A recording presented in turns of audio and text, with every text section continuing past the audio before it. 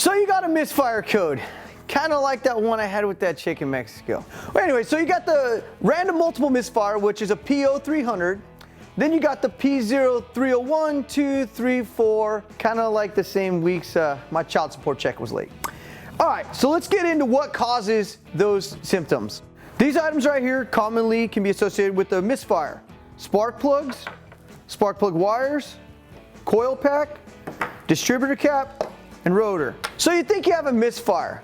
The first thing you're gonna wanna do if your car's 96 or newer is start with a scanner. Your check engine light's on, scan the car, and then go from there. If you don't have a scanner, but you got a drunk stepdad, snag some of his beers, bring it down, we'll scan it for free. So you can tell this spark plug's running good. It's a nice light brown.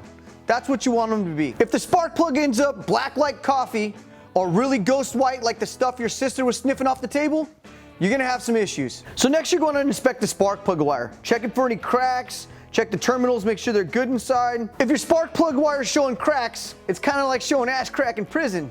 You're gonna have some trouble. So next up we got the coil pack. Sometimes these can be a little harder to diagnose. It's kind of like that hot chick you took home from the bar. Everything looks good. The next thing you know, she boils your bunny rabbit. So the next way to test a bad coil pack, if everything looks good, you're gonna wanna swap it, just like you did your first porno magazine, from one cylinder to the next cylinder. If the misfire moves from one cylinder to the next, then you know you got a bad coil pack. You can also test the fuel injectors the same way.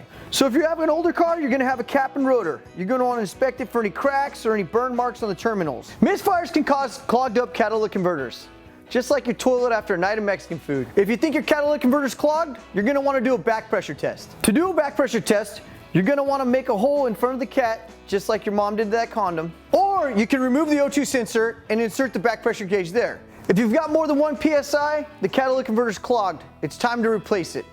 Crack open another Coors Light, click on this playlist, and check out my funny videos.